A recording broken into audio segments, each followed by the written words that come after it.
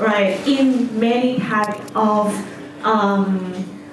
businesses. So let me read it because he has like a lot of experience in like Sony team. He worked in banking, television, radio, broadcasting, auto manufacturer, logistics, and now he is in pharmaceuticals. So please clap your hand and welcome Mr. David Marsh.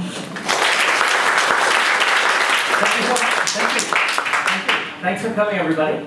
I'm like you said, I've been in Bangkok for about a year, and I started strange. I started with ExxonMobil, and now I'm at Roche. And so Jack Cripp, who talked about digital blah blah blah, I've been spending time with him now twice, 2 different places. So strange. So I want to talk to you about complexity. I want to talk to you about how to be successful in a highly uncertain, complex world. And before I start my presentation, I have a little Slido for you, and I'd like you to just think about the greatest advancement that humanity has invented. And feel free to think about healthcare, about science, about society in general. Just think of an idea or two, the greatest advancement, the greatest invention of humanity. Just take a couple minutes to think about it. Right. The number of Slido is 23060. Yes.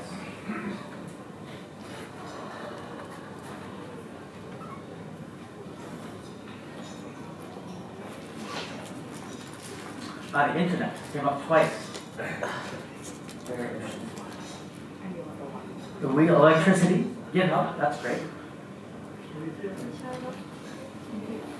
Language and literature, yeah.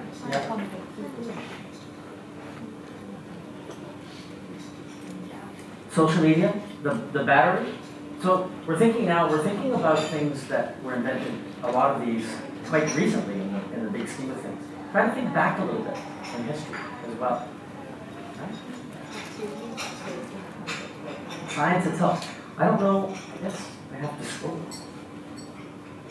I thought they were all going to see. Now this is something I'm learning. This is a little learning for me. Sliced bread. I don't know, yes, I wonder who invented sliced bread. That's a good one. Energy, yeah, the toilet. No, seriously. Imagine what it took to just invent the toilet at the time. And then the water closet, right? The crapper, because the guy's name was John Crapper, who invented the water closet. Aviation, yeah. Space rockets. Oh, I'm not going to say that. The steam engine. Yeah, the domesticated cat. I bet you there were a few issues trying to domesticate cats in the early days, right? A few scratches and bites and things. Yeah, oil. All right, so that's great. Thank you very much. Can anybody think of something that all of those have in common?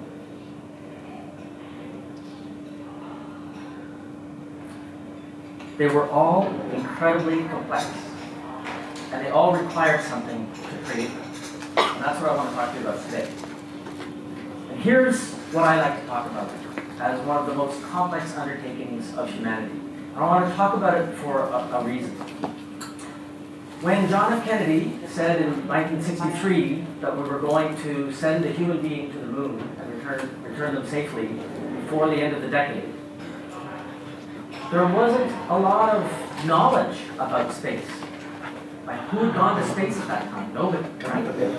So if they used a waterfall approach, if they could figure it all out up front and design everything, they would have gathered all the requirements for the Saturn rocket and for the service module and for the lunar lander. They would have done all that requirements gathering, and they would have spent the time to build the rocket. They would have trained the astronauts, got everything ready, and they would have sent them into space. They didn't do that. They didn't do that at all. They didn't know enough. They didn't know where they were going. So first, they created this little Mercury redstone rocket. They put one person into orbit and brought that person back safely. Right? And they learned what it would take. They had ideas about what it would take. They learned a lot. They did a few missions. And then they sent the Gemini mission with 2 people into space. And what did they do? They walked in space, because they knew that if we were going to land on the moon, we needed to have experience walking in space, right? And we knew that we needed to dock with another spaceship. And so we did that, right? And they learned from those things. And then even when they had the first Apollo missions, the first Apollo mission didn't go to the moon, right? The next one orbited the moon. Imagine that, they were so close to the moon, they didn't get to land. Then they came back and they learned. There was even a mission, I think Apollo 10, where they went as far as almost landing on the moon and then went back to the service module. Imagine how frustrating that was for the astronauts. Because they needed to know what the telemetry was going to be like, and what it was going to be like docking with the command module again. And they learned from it. And then finally, they sent Apollo 11 to the moon and landed Neil Armstrong. So the thing about complexity, and what I really loved about today, when I think very first session that I participated in with Na and Mao, talking about empathy. Mao said, trust enables experimentation, right? And Jack Crick talked about the unknown unknowns. We talked, and Charles talked about learning, and Dom talked about experimentation and learning. Everyone has talked about experimentation and why we do it. And that's what I'd like to talk to you today about, right? Because Tim Alford said, you show me a successful complex system, and I will show you a system that has evolved through trial and error. And he has a great TED Talk, which you can get to in the QR code, talking about the God complex. Somehow we think that we can solve these problems with our own ideas, and we can solve them in one go. And it's never ever that easy. And what he talks about in his TED Talk is how we always have to use trial and error when we're solving complex problems. Always. So I want to show you something. I've taken a bit of liberty here. This model is called the Stacy complexity matrix. I don't know if any of you have seen it before. I'm also going to talk about a model, a framework called kinetic. And in this model, the y-axis is about requirements. And close to zero, it's close to agreement. We know what the requirements are. Far away is far from agreement. We actually do not have agreement on what it is we're trying to build. On the x-axis, we talk about technology. Are we building technology that we've used many times before? When I was at ExxonMobil, teams were using SAP to build a lot of the solutions. They knew how to use SAP very, very well to configure and code solutions to new problems, right? They were close to certainty when they used SAP. But if we start going over here, where we start using new technologies, like the first time you use Hadoop, right, as a NoSQL database, what the heck is going on? We don't even know what this is or what it does. The first time we start using new APIs, we don't even know what they are, right?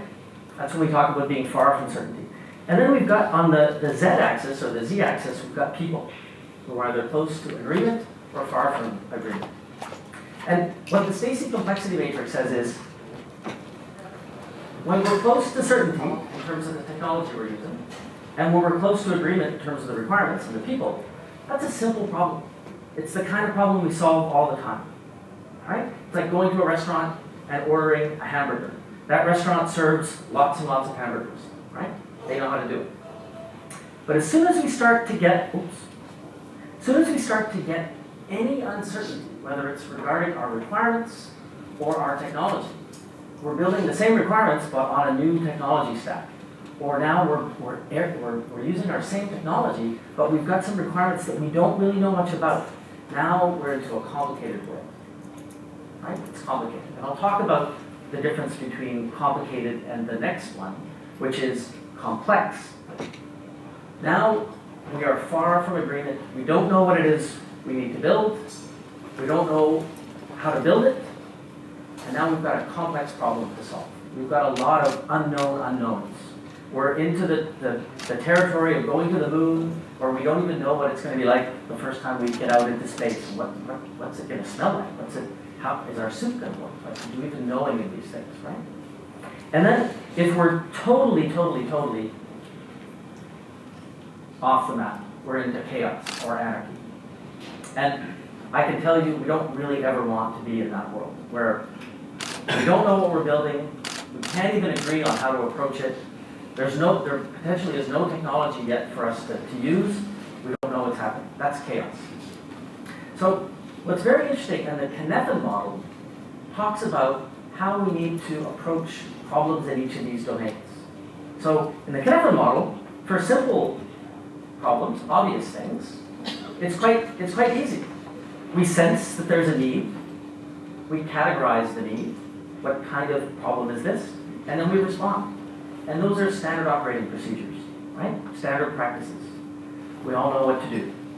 We can train a very junior person to come in and do this work quite easily, right? Because our cause and effect relationship is very obvious. When we start to look at complicated domains, this is where we start to need experts. So now we're using some new technology. It's very, very difficult for us to uncover how that new technology works. We need an expert to come in and help us find the cause and effect relationships because they're separated in time or space. Right? So we need some analysis. So instead of just sensing and categorizing and responding, now we need to sense and analyze and respond. Right? So both of those problems are relatively ordered. There is an answer to both of those kinds of problems. And we can figure those problems out quite easily if we have experts for the complicated ones. What happens when our cause and effect relationship, and I'll talk about this in a minute, is retrospectively coherent? That means we cannot figure it out up front. We are in a world of unknown unknowns. We are going to be hitting problems that we can't even imagine we're going to hit, and we have no way how to deal with them. Well, that's when we start talking about probing. We can't sense anything because we don't know what's going to happen. So we start experimenting. And based on the results of the experiment, we sense the patterns. And then once we have enough understanding of the patterns, we can start responding. Right? So that's the complex domain. Right? We need to probe. When we're in chaos, let me tell you about chaos. What if all of a sudden that window broke and in jumped to this room a tiger? Right? That's chaos. Right? We do not know what the heck is going on. So instead of probing, we can't run an experiment on a tiger. We have to act. We have to take some action. Maybe I will run out the door. Maybe Jack Pritt will hide under his chair. Maybe somebody else will try to punch the tiger in the face. We take action and we see what impact the action has, right? So we're taking action and then we're sensing and then we're responding, right? So what happens though in the world is that people, leaders, organizations try to solve complex problems using the methods that work for complicated or simple problems because that's what organizations get good at. The waterfall approach, gathering requirements up front, doing analysis, doing design, that's all designed to solve complicated problems because then once we've done the analysis, we can implement the rest of the solution with a plan. And companies and governments have been trying to use that approach to solve complex problems for years. And not surprisingly, it doesn't work. Right? It doesn't work. So for the rest of today, I'm going to talk about the complex domain, where we have all these unknown unknowns, and we need to probe, and we need to sense, and we need to, and then we need to respond once we've figured out our domain. So I've got another slide out for you, because I'd like you to participate a little bit in this. Here's a question.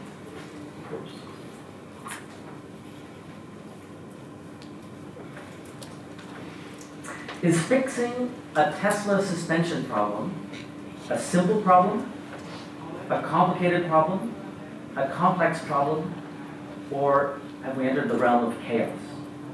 Teslas are kind of well known for having some suspension problems.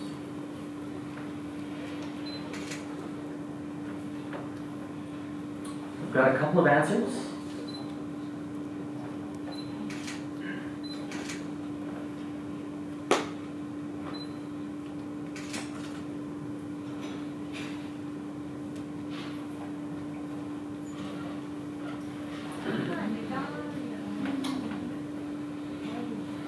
So you can see the trend here. Well, actually, there was a trend and now it's gone. The answer is that it's complicated. anything that's technically challenging, tuning a Lamborghini, implementing a new piece of software or a piece of software that we already know that needs to be configured in our operating system. As long as we can have an expert, it's a complicated problem, right? Now, the interesting thing is, I see a lot of you have voted on the fact that it's complex. If you have a trained Tesla mechanic, fixing a suspension system is just a matter of doing some analysis, doing some diagnostics, knowing where the problem is, and then making the fix, right? That's the definition of a complicated problem. If we're not trained, though, and this is the interesting part of this, if we're not trained, it becomes a complex problem, because now we're going to hit those unknown unknowns, right? But in general, for a trained, if we took our Tesla to a service center, it would be a complicated problem. They would bring a suspension expert in, and they could solve the problem. Now, think about this question. Is disrupting the automobile industry simple or obvious, complicated, complex, or chaotic?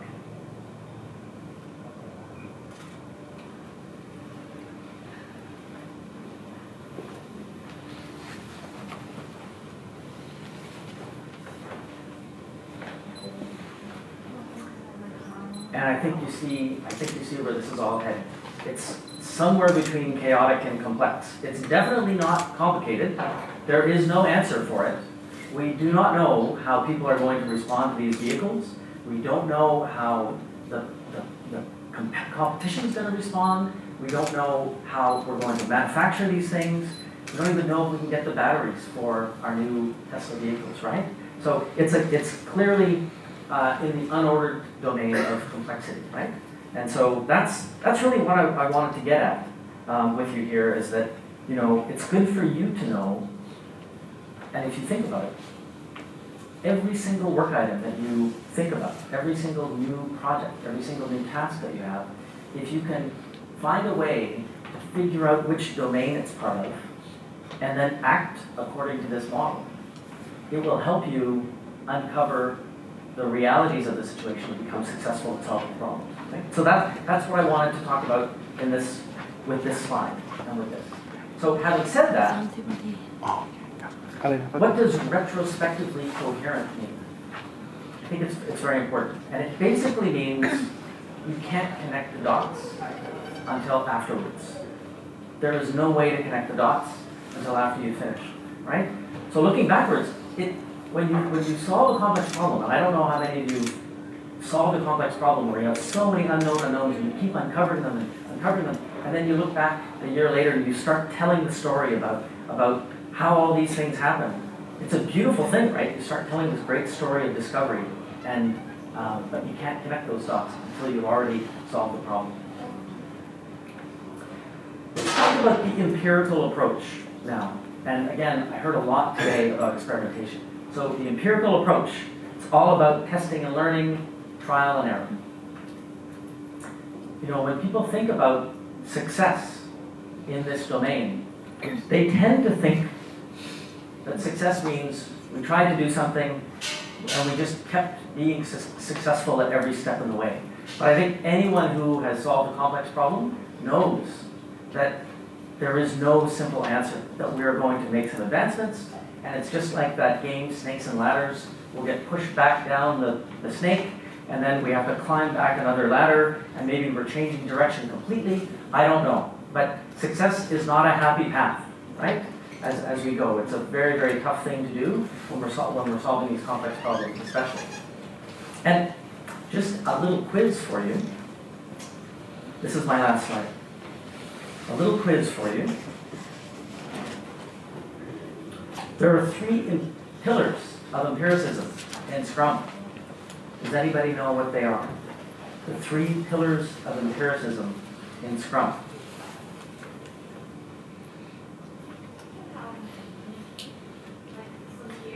Oh, if people get them right? But how are we going to know? It's completely anonymous, though. Well, if you get them all right, please raise your hand, and there's some gifts for you.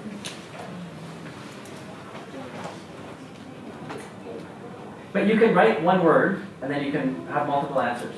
But I see that already the answers are correct. Transparency, inspection, and adaptation. And when you think about what Scrum is a framework designed to solve complex problems. It is designed to solve complex problems, right? And everything that we do in Scrum is a feedback loop that allows us to inspect how we're doing and adapt it if it turns out that we're off track.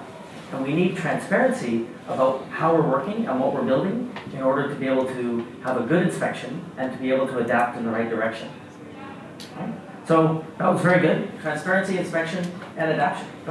So I don't know, anybody, if you got it right, raise your hand and there's gifts for you. Okay, there we go. So Charles.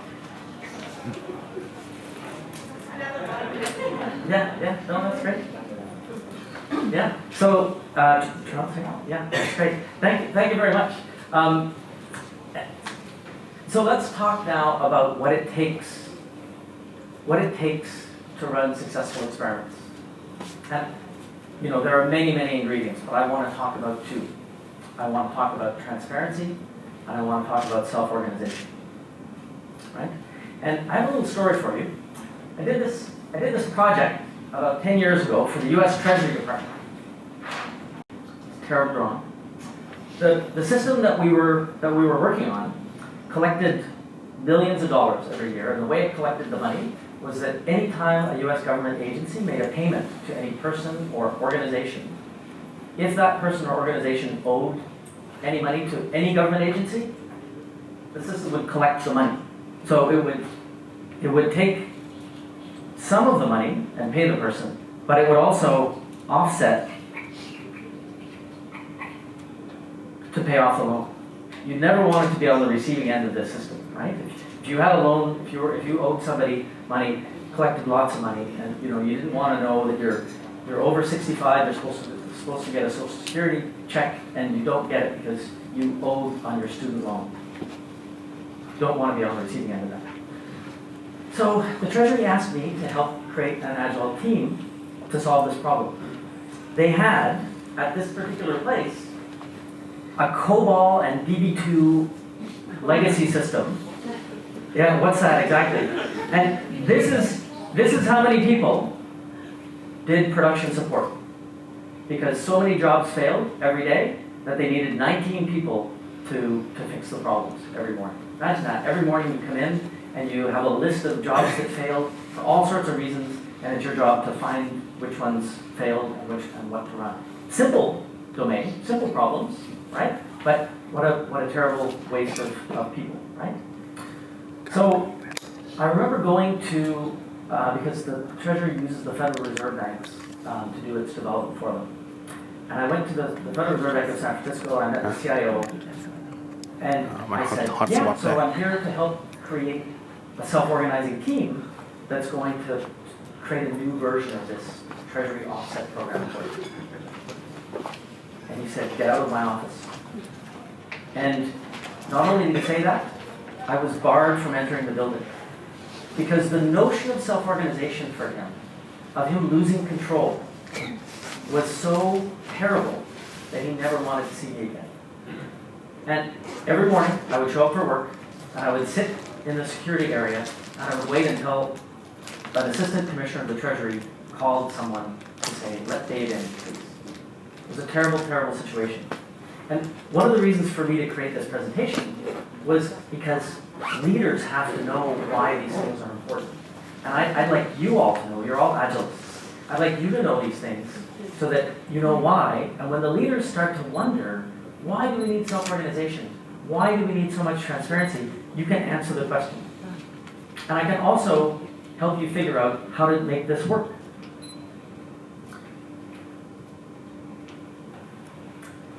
This is a law from 1956 called the Law of Requisite Variety. Now, this guy, Ashby, was a cyberneticist. And when he wrote the law, he was creating control systems for temperature and for aircraft and things like that. And what the law said was, whatever control system we have has to be able to handle all of the variety in our environment. So if we need to control a wide variety of temperatures, we need our sensor and our control mechanism to be able to sense, detect, and change that wide variety of temperatures. changed the notion of that and said that if we have a complex operational environment, if we're solving a complex problem, we need diversity to solve it, right? Only variety can handle variety. So the old days of having top-down management, where one person, one brain is making decisions, doesn't work in a complex world. We need a variety of backgrounds, a variety of thinking, right? And this is the takeaway, by the way, of today, this talk. And when I was researching this, this was the nugget that I discovered, because I was trying to figure out myself, how do I explain why we need self-organized teams, right? What's the best way? And my research pointed me to this. And if you go to the QR code, you'll see the book. You can find the book from 1956. It's a little bit complicated. There's a lot of information theory in it, but it's a great book. So it answers the question, why did Liverpool lose 7-2 to Aston Villa in October? Why? And I'll tell you why. Because on that day, at that game, Aston Villa threw more plays than at Liverpool than Liverpool could handle. They did not have the variety of responses to Aston Villa's attacks and variety of attacks.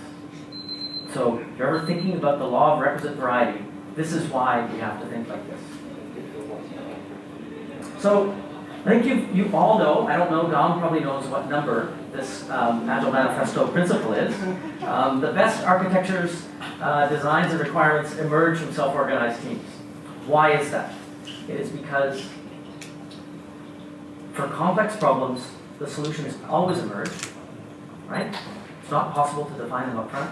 And we rely on the diversity of the team and the ability to understand experiment results and the ability to think of new ways of challenging the problem.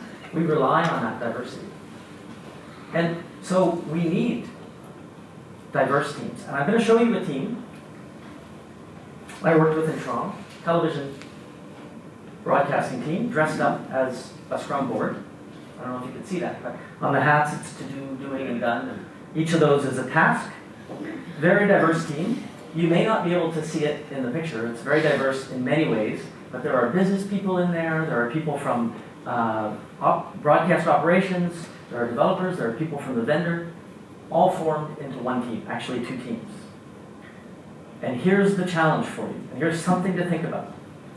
When you put a diverse team of people together, they will storm. They will start to fight. There will be conflict, and it's just natural and expected. And prepare them for it. Let them know that they're going to storm. And get ready when they start. Get ready finding ways to reduce the conflict systematically. So expect that. So that's self-organization. What has to be transparent? Well, the answer is everything has to be transparent. If I'm on an Agile team and I don't give someone feedback when I know they need feedback, I am not being transparent, right? If I know that I'm blocked in some task that I have to perform and I don't talk about it, I'm not being transparent. There is no way to understand the variety unless we talk about everything, both from our process and our product. So we need that feedback. And it has to be both the people doing the work and the people receiving the work. So stakeholders and the team have to be completely transparent with each other for this to work. And why is that? We make important decisions based on the information we have. If it's incomplete, we're not going to make good decisions. Also, we have to keep inspecting. And if we don't inspect the right information, using the right information, we will not make the changes we need to be successful. Right? So that's why we need transparency. Now the issue is, most organizations can't handle either the transparency or the self-organization. And this is a model called the Western model of organizational culture. On the far left, we talk about pathological organizations, where power trumps everything. In the middle, we talk about bureaucratic organizations that have built up rules for how people behave. What we actually need is learning or generative organizations, right? Because we need messengers not to be shot. We need people to be able to bridge with each other, to connect with each other. And how do you do it? We have to reward experimentation and learning. We have to reward the number of failed experiments. Reward it. Think about that, right? That's resonating with you. I know, Jack, that it's true. We need to encourage bridging across our teams. I worked at organizations where, for me to talk to users, I had to go through a project manager. We can't allow that to happen. We've got to allow people to bridge, right? Make it part of the way we incentivize people. We have to train the messengers. When there's bad news, we train the messengers in how to give that bad news and add enough context. We train the leaders in how to receive it. So instead of asking, why the heck did you ever think about doing that? You've got to ask, I understand. What can I do to help? Right? That's Agile leadership. We have to hold blameless inquiries on failure. So when something does fail, no one is to blame. We just figure out why. What happened? What can we do next? Right? And it requires consistent reinforcement.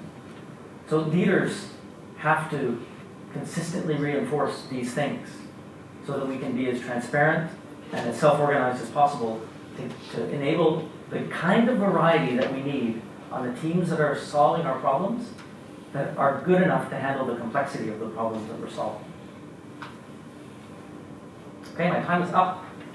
I don't know how I did that, but anyway. Questions? By the way, I have one last slide. Questions? Oh, there's me, by the way. There's one question in the back of the room. So, excuse me.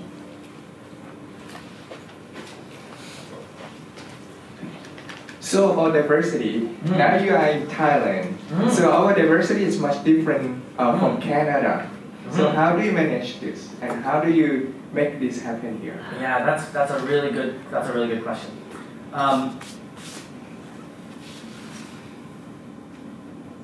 So first of all, I always recommend that if we're forming an Agile organization within an organization, we always form it based on volunteers. We never, if you can't tell someone, oh, you're self-organized, you're empowered, but oh, by the way, you have to do it, right? So we want people to be volunteers. So that's thing number one. We want to compose our teams deliberately of people with very, very different skills and mindsets, right? How do we do that? And I've seen it. In both places I've worked now, and I'm working at in Thailand, there is a lot of diversity of thought and diversity of experience. You want to put junior people with senior people, and you want to give those junior people a voice, and there are ways to do that, right? Because every now and then, junior people will come up with a better idea than the senior person, because the senior person is stuck in their ways. I will say something that, and I hope I don't offend anyone here, when I say that the notion of krengja, right? Being considerate, whether it's hierarchical or whether it's that we don't want anyone to lose space. Being considerate in an Agile context means giving feedback, right? So we want the people who are trying to be considerate, we have to teach them that being considerate now means speaking up, actually, right? That's how they're helping their team. I don't know if that answered your question, Dom. But yeah. It's awesome. Thank you. Any other questions?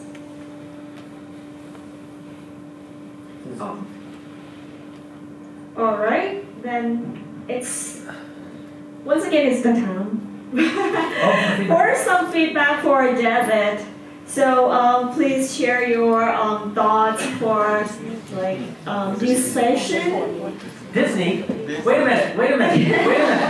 So I don't know who wrote that, but are you saying that this is Disneyland, that it's a fantasy? Actually, this is stuck here, so it's... Yeah.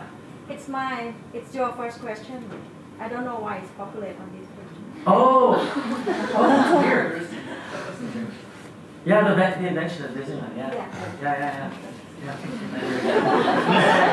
That's weird. I actually was hoping for a little debate, a little conversation to confirm with you that these things are actually possible, And by the way, I didn't get to say it, but that U.S. Treasury Department problem, right? So I was allowed back in finally. I got a real badge. And they had tried over 15 years, 3 times, to re-engineer that system, and it failed every time. This team did it in a year and a half, and they built a DevOps culture where every change they make can immediately go to production.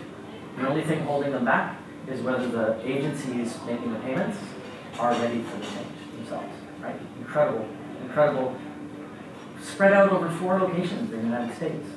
Like, took a lot to build that team.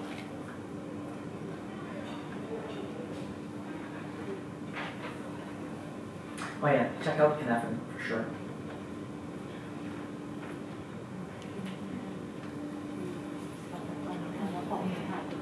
Still thinking about Disney. No, well, because I've had people say to me, "Dave, what you're telling us is all great in theory. But we have to be practical, right?" And I'll say one thing, that most people have been directed all their careers, right? And now we tell them, "Oh, you're not going to be directed anymore."